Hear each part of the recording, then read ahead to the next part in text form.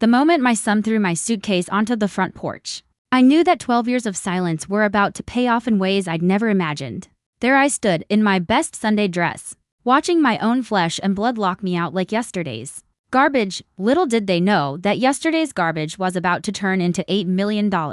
If you're watching this, subscribe and let me know where you're watching from. Because I'm about to tell you how a 60-year-old woman went from homeless to owning the most expensive mansion in Millbrook Heights. And honey, revenge isn't just best served cold, it's best served with pure, unadulterated success. My name is Margaret Williams, but everyone calls me Maggie at 72. I've learned that nothing beats proving people wrong except making them regret ever doubting you in the first place. And let me tell you, my son James and his wife Jessica gave me plenty of reasons to prove just that. It all started on October 15, 2012, the day my world fell apart. I had been living with James and Jessica for 3 months after my husband passed, helping with their 2 young children while figuring out my next steps. The life insurance money wasn't much, and I had assumed family was supposed to help each other through tough times. Mom, we need to talk, James said that morning, his voice cold in a way I had never heard before. Behind him, Jessica stood, with her arms crossed, wearing that smug expression I had grown to despise at 33. She had that kind of sharp beauty that cut anyone who got too close. What's wrong, honey? I asked, setting my coffee cup down on their granite countertop, the very countertop I had helped them afford with my Social Security checks over the past year. This arrangement isn't working anymore, Jessica announced, stepping forward, like she owned the conversation, which apparently she did. You're to set in your ways, Maggie. The children are confused about who's in charge. I looked at James, hoping he would defend me, remembering that I was his mother, the one who had raised him alone after his father left when he was 8. Instead, he avoided my eyes like I was a stranger asking for spare change. Where am I supposed to go? I asked, my voice smaller than I intended. That's not our problem anymore, Jessica replied with a shrug that would haunt me for years. You're a grown woman, figure it out. 20 minutes later, my entire life fit into 2 suitcases and a cardboard box. 60 years of memories, photographs, and keepsakes reduced to what I could carry. The rest, Jessica cheerfully told me, would go to Goodwill, as if she were doing me a favor. Don't make this harder than it needs to be, James mumbled, setting my bags on the porch. For a split second, I saw the flicker of the little boy who used to cry when I left for work. Then Jessica appeared beside him and his face went blank again. The taxi arrived as the first drops of rain began to fall. I climbed in without looking back, not because I was strong, but because I was broken. As we drove away, I caught a glimpse of Jessica through the window, already redecorating what had been my temporary bedroom. I had $847 in my purse, no job, and nowhere to live. What I didn't have was the slightest idea that this humiliation would become the fuel for the greatest comeback story of my life. The Sunset Motel on Route 9 became my home for the next 6 weeks. And let me tell you, it was every bit as glamorous as it sounds. $43 a night for a room that smelled like industrial cleaner and broken dreams, but at least it had a roof and a lockable door. After being thrown away like trash, even that felt like a luxury. The elderly desk clerk, Mr. Patterson, took pity on me after the first week. You're not like our usual guests, he said quietly, sliding an extra towel across the counter. Most of the guests were working construction jobs or hiding from something. I was just hiding from the truth that my own son had discarded me. The mornings were the hardest.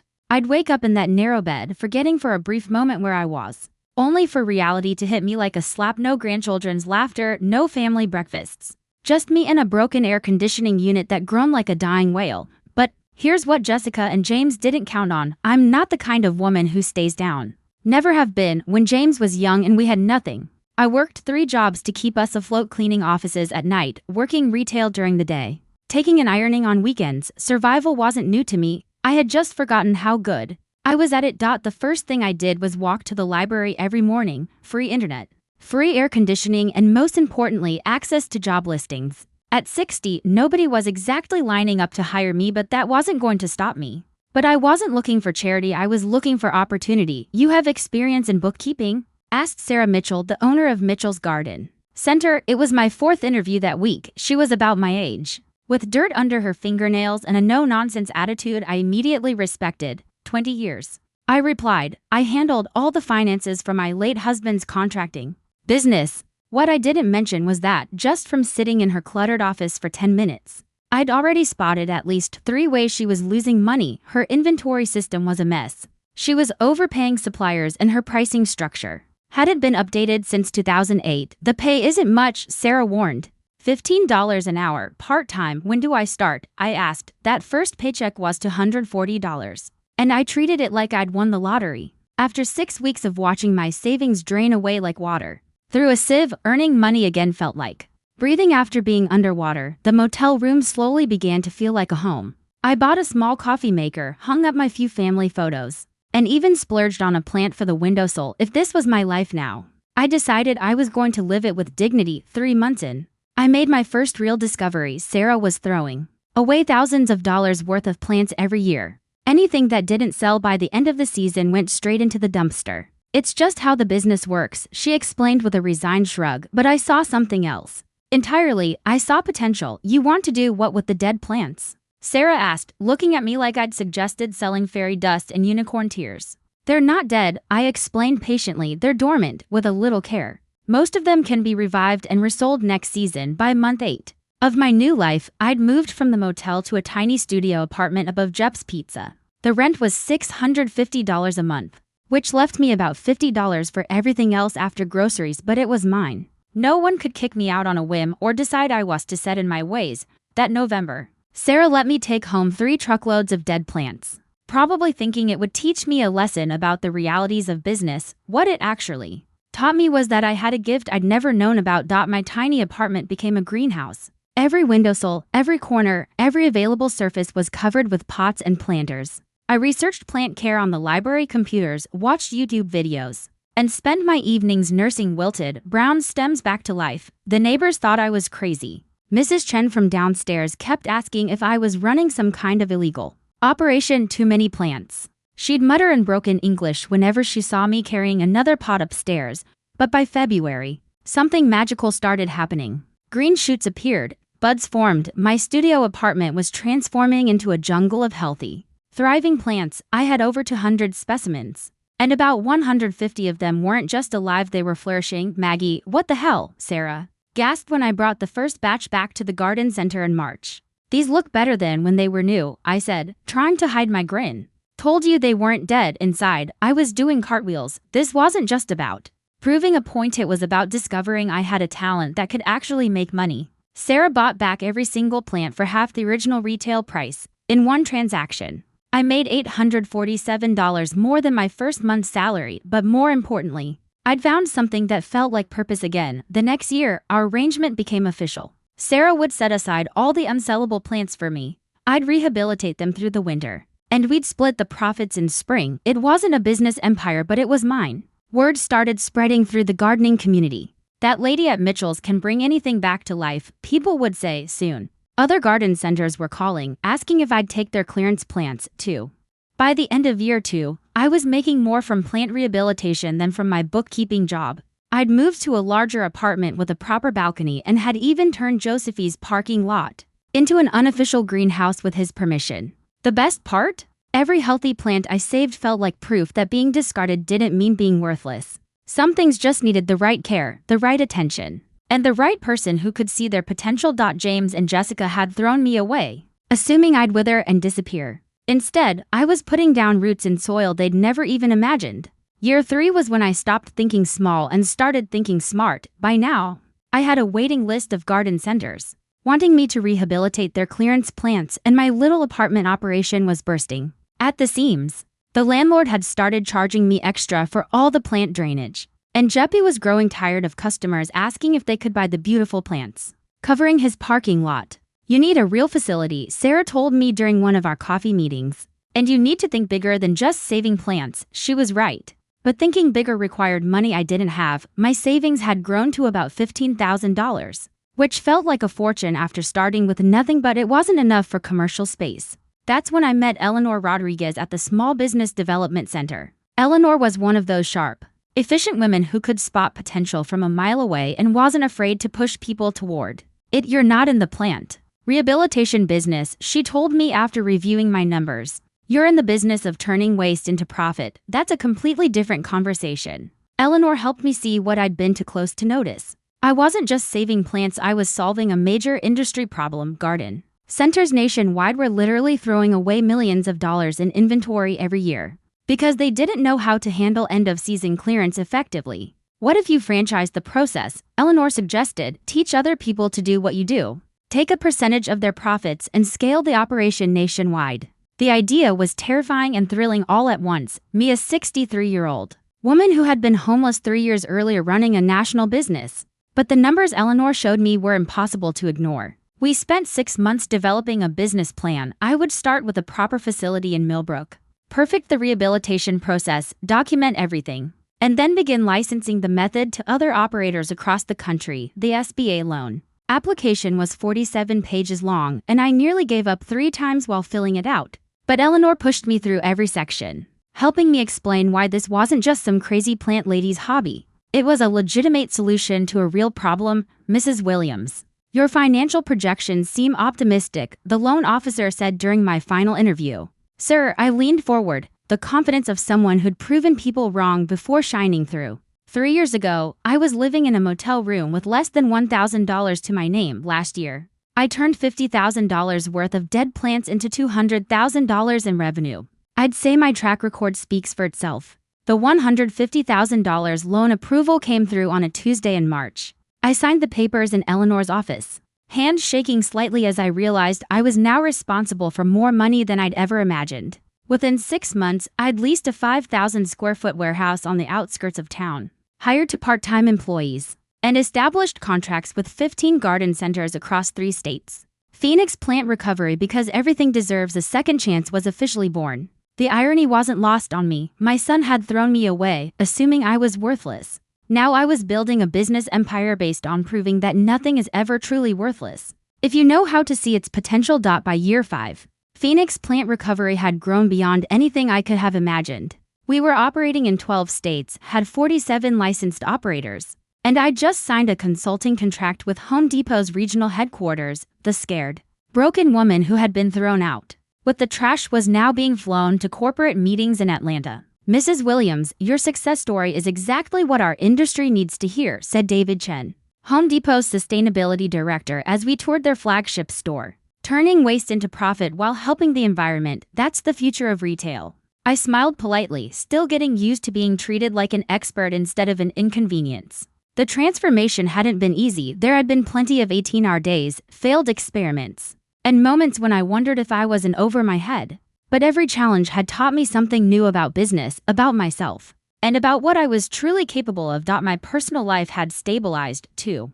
I'd moved into a nice 2-bedroom apartment in Millbrook's historic district, complete with a garden where I could test new rehabilitation techniques. I'd made friends, real friends, not people who tolerated me out of obligation. My weekly book club with Eleanor and 3 other women had become the highlight of my social calendar. The financial success was staggering, even to me. Phoenix Plant Recovery was generating over $2 million in annual revenue, and my personal net worth had crossed the 7-figure mark. I kept detailed spreadsheets not because I was obsessed with money, but because the numbers represented something more important: independence.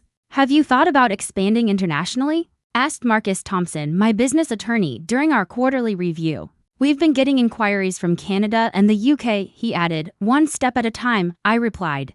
Though the idea was tempting, I want to make sure we're doing this right before we get too ambitious. The truth was, I was already thinking about the next phase. The plant rehabilitation business had taught me that profitable opportunities were hiding in plain sight all around us if you knew how to look for them. I'd started investing in other small businesses, applying the same principle: find undervalued potential and help it grow. But the real satisfaction came from the personal victories, like the day I hired Tommy Martinez, a 19-year-old who'd been written off by everyone else, but had an incredible intuition for plant care, or when Sarah Mitchell, the woman who had taken that first chance on me, sold her garden center and became one of my licensed operators in Florida. You've changed my whole perspective on what's possible, Sarah told me during her retirement party. Watching you build this from nothing, it's inspired half the women in this town to take risks they never would have considered. I'd started keeping a journal of lessons learned, partly for potential future employees, but mostly for myself. The biggest lesson: never let anyone else define your worth.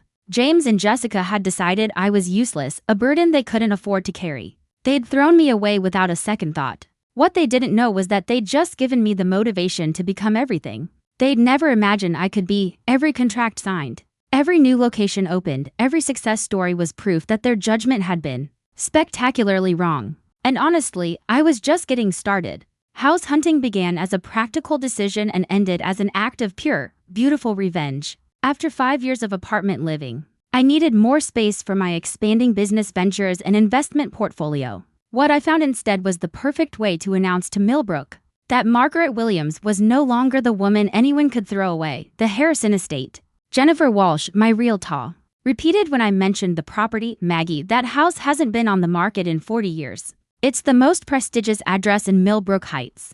Millbrook Heights, the neighborhood where James and Jessica had always dreamed of living, but could never afford. The neighborhood they'd drive through on Sunday afternoons, fantasizing about someday, while living in their modest colonial with the mortgage they'd kicked me out to afford. Is it for sale? I asked simply. Well, yes, Jennifer hesitated. The asking price is for $2 million. Let's take a look. The Harrison estate was everything I'd expected and more. 12,000 square feet of pristine colonial architecture sitting on 8 acres of manicured grounds, a master suite with fireplaces, a library with floor-to-ceiling mahogany shelves, a chef's kitchen that could feed a small army, and a conservatory that was basically a greenhouse attached to the house. But what really sold me was the view from the master bedroom window. You could see the entire town of Millbrook spread out below, including the modest neighborhood where James and Jessica lived. Every morning, I could wake up and literally look down on the people who had looked down on me. The sellers are motivated, Jennifer explained as we toured the wine cellar. They've already moved to Florida and want a quick close cash offer, I said without hesitation. $3.8 million, close in 2 weeks. Jennifer nearly dropped her briefcase. Maggie, are you sure? That's a huge commitment. I was more than sure. Phoenix Plant Recovery was throwing off enough profit to cover the mortgage payments easily, and my investment portfolio had grown to the point where I could afford the down payment without touching the business accounts. But more than that, I could afford it because I'd earned every penny through my own intelligence, determination, and hard work. The sellers accepted my offer within 6 hours. 2 weeks later, I stood in the grand foyer of my new home, holding the keys and trying not to laugh out loud at the absurdity of it all. 6 years earlier, I'd been sleeping in a motel room with less than $1,000 to my name. Now, I owned the most expensive house in the county. The moving truck arrived the next morning. Honestly, my apartment furniture looked ridiculous in rooms this size. I'd need to do some serious shopping, but that was a problem I was more than happy to have. I spent my first evening on the massive back deck, watching the sunset paint the sky pink and gold over my 8 acres of property. The silence was profound. No traffic noise, no neighbors arguing, just peace, space, and the profound satisfaction of a goal achieved. My phone buzzed with a text from Eleanor. Saw the real estate transfer in the paper. You magnificent woman. Champagne celebration this weekend. I smiled, typing back. Bring the good stuff. We're toasting to new beginnings. What I didn't type but was thinking was that some beginnings require endings. And I had a feeling the ending of my relationship with James and Jessica was about to get very, very interesting. Tomorrow, I'd start the process of furnishing my new life. Tonight, I'd simply enjoy the view from the top. The doorbell rang at 9:17 a.m. on a Saturday, exactly 24 hours after the real estate transfer hit the local paper. I was in my new kitchen, still figuring out which cabinet held the coffee mugs, when I heard that familiar two-tone chime echo through my marble foyer, through the security monitor, because yes, my house came with a system that would make Fort Knox jealous. I saw them standing on my front porch like door-to-door salespeople. James looked older, gray around the temples, wearing khakis and a polo shirt that screamed weekend dad trying too hard. Jessica stood beside him in designer jeans and a blazer that probably cost more than my first month's rent at Jep's. Behind them were two teenagers I barely recognized. Emma, now 16, had inherited her mother's sharp features, but thankfully not her cruel eyes. Tony, 14, looked like a taller version of James at that age, back when he used to build blanket forts and bring me dandelions from the yard. I took my time walking to the front door, my bare feet silent on the heated marble floors. 6 years of silence, and they show up the day after they discover I'm rich. The timing was so perfectly predictable, it was almost funny. Well, I said, opening the door but not the screen. James, Jessica, children I barely know. I let my gaze travel over them slowly, noting Jessica's carefully applied makeup and James's nervous fidgeting. To what do I owe this unexpected pleasure, Mom? James's voice cracked slightly. We read about the house in the paper. We wanted to congratulate you. How thoughtful, I said. I didn't invite them in. Congratulations delivered. Anything else? Jessica stepped forward with that bright, fake smile I remembered so well. Maggie, we know things ended badly between us. We've had time to reflect. And we realized we handled everything wrong 6 years ago. Handled everything wrong, I repeated slowly. Is that what we're calling it? Emma shifted uncomfortably behind her parents. Grandma Maggie, I barely remember you. But Mom and Dad said you used to make amazing chocolate chip cookies. The girl's innocent comment hit harder than her parents' practiced apologies. She was right, she barely remembered me because they had stolen 6 years of her childhood. From both of us. 6 years of birthdays, school plays, bedtime stories, and grandmother-granddaughter moments we'd never get back. I did make good cookies, I said softly, looking at Emma. Then I turned back to her parents before I was thrown out like garbage. Mom, please, James pleaded. Can we come in? Can we talk? Talk about what exactly? I asked. Jessica's mask slipped for just a moment, revealing the calculating woman underneath. We're family. Maggie, she said, gesturing vaguely at the mansion behind me, and family should stick together. Especially when there's room for everyone. There it was, the real reason for their visit. Delivered with all the subtlety of a sledgehammer. Room for everyone, I mused silently. How convenient that you've discovered your family feelings now that I have 12,000 square feet. That's not fair, James protested. But his eyes were already cataloging what he could see of the house interior. We've missed you. The kids have missed having a grandmother. I laughed, actually laughed. James. Honey, you threw me out of your house with 2 suitcases and a cardboard box.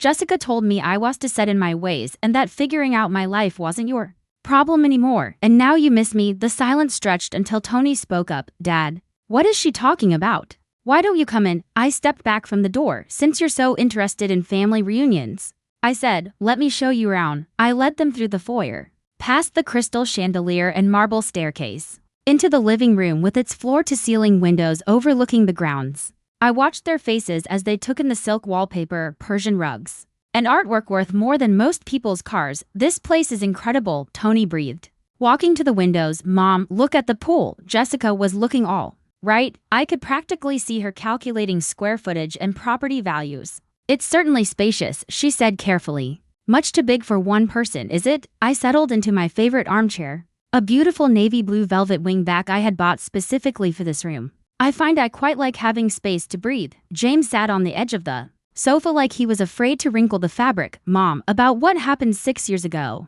he began. We were dealing with a lot of stress, I said, finishing his thought for him. New mortgage, your job situation was uncertain. Jessica was working full-time with 2 small kids. So naturally, the solution was to make your widowed mother homeless. I let that hang in the air. Very logical. We thought you'd figure something out. Jessica said defensively, you're so capable, so independent.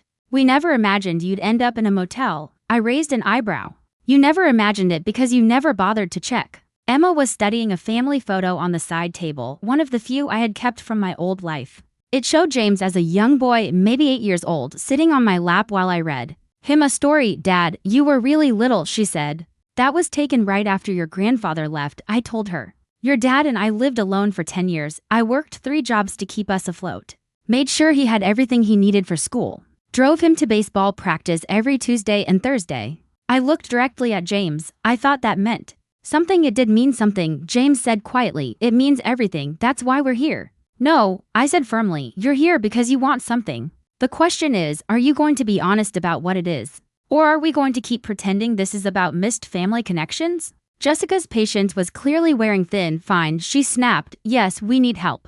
James lost his job 3 months ago. We're behind on the mortgage. Emma needs money for college applications. Happy now, deliriously, I said dryly. Now we're getting somewhere. The thing is, James jumped in, shooting Jessica a warning look. We were thinking you have all this space, and we're struggling with our housing situation. You want to move in? It wasn't a question. Temporarily, Jessica added quickly, just until James finds another position. Maybe 6 months, a year at most. I looked around my beautiful, peaceful living room, then back at the people who'd discarded me the moment I became inconvenient. Let me make sure I understand this correctly, I said slowly. You want to move your entire family into my house because you're having financial difficulties. We're family, James repeated, like it was a magic word that would open all doors. Family, I mused. Is that what you called it when you locked me out of your house? When you told me figuring out my life wasn't your problem anymore? The silence that followed was broken only by the ticking of the antique clock on the mantelpiece. Finally, Tony spoke up. What happened 6 years ago?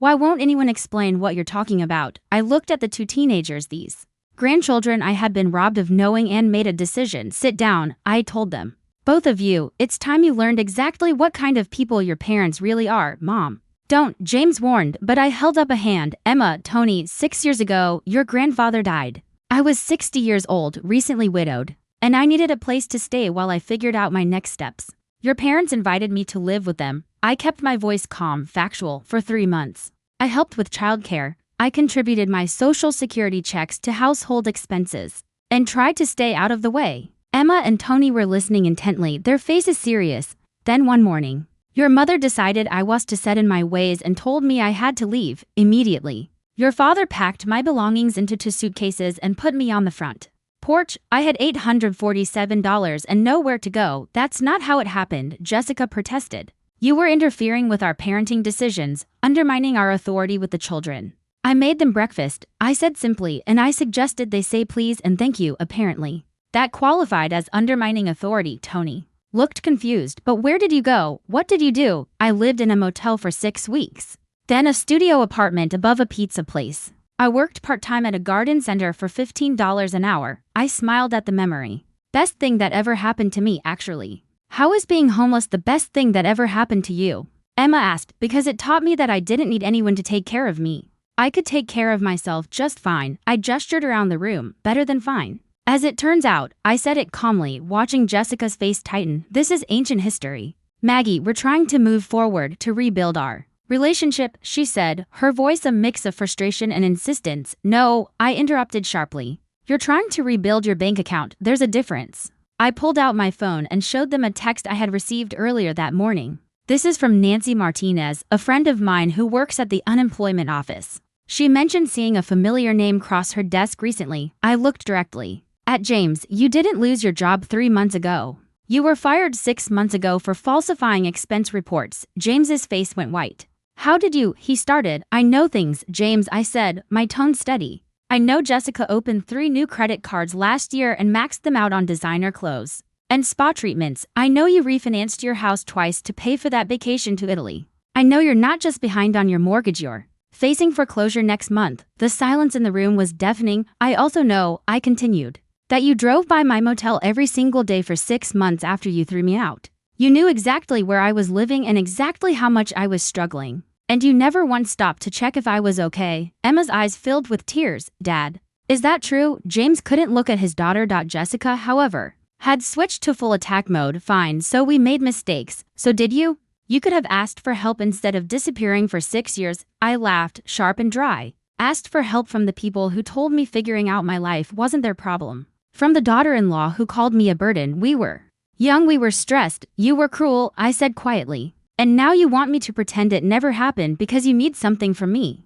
Tony suddenly stood up, his face flushed with anger. This is messed up, he said, his voice cracking. Dad, you told us Grandma Maggie moved to Florida to be near her sister. You said she didn't want to see us anymore. We never said that exactly, James started. Yes, you did. Emma jumped up, her voice rising. You said she chose her new life over being part of our family. You made us think she abandoned us. I felt a surge of vindication mixed with sadness. These children had been lied to for 6 years, robbed of their grandmother because their parents were too proud to admit what they'd done. There's something else you should know, I said softly. About 6 months after I moved out, your father came to see me.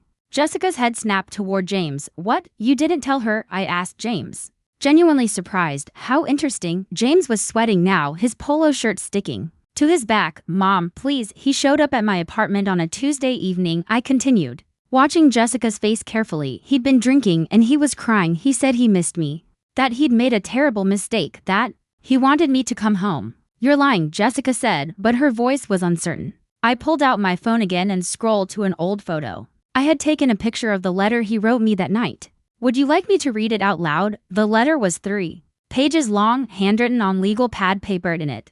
James apologized profusely for letting Jessica convince him to throw me out. He admitted that he missed me desperately, that the house felt empty without me, and that he realized he had chosen his wife's convenience over his mother's well-being. But the most damning part was the last paragraph, where he begged me not to tell Jessica about his visit, because she had already threatened to leave him if he tried to bring me back. He chose me.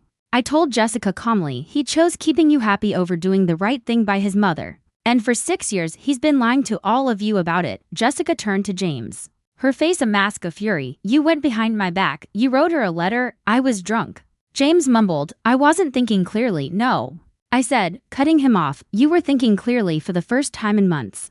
That's what scared you. Emma was crying openly now. 6 years, she whispered. We missed 6 years with you because of their lies, but here's the thing, I said, standing up and smoothing down my silk blouse, I'm not the same woman who got thrown out 6 years ago. That woman was broken, dependent, willing to accept crumbs of affection from people who saw her as a burden. I walked to the window, gazing out at my perfectly manicured grounds. This woman owns a multi-million-dollar business. This woman has friends who respect her, employees who depend on her, and investments that generate more income in a month than your father made in a year. When he actually had a job, I turned back to face them. This woman doesn't need anything from anyone, especially not from people who threw her away like garbage and now want to move into her house because they've mismanaged their own lives. The silence stretched until Tony spoke up, his voice small. So, you don't want a relationship with us, even now that you know we were lied to?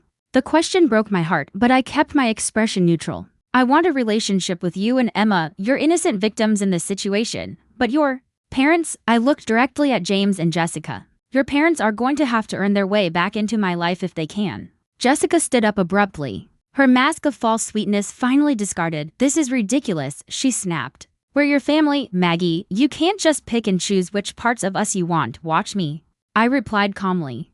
Fine, Jessica continued, her voice rising. You want to play games? You want to punish us for something that happened 6 years ago? We'll just leave. Come on, James. Kids, we don't need this. But Emma didn't move, neither did Tony. They sat on my expensive sofa, looking between their parents and me with expressions of confusion and betrayal. Actually, Emma said quietly, I want to stay and talk to Grandma Maggie alone. Emma, we're leaving, Jessica commanded. No, Emma's voice was stronger now. I'm 16 years old. And I just found out you've been lying to me for 6 years about my grandmother. I want to hear her side of the story. Tony nodded. Me too. Jessica looked like she was about to explode, but James put a hand on her arm. Maybe we should give them some time, he said quietly. Don't you dare take her side. Jessica hissed. I'm not taking anyone's side, James replied. But he was looking at me with something that might have been regret. I'm trying to think about what's best for our children. For a moment, I saw a glimpse of the man who'd written me that letter 6 years ago, the son who had been torn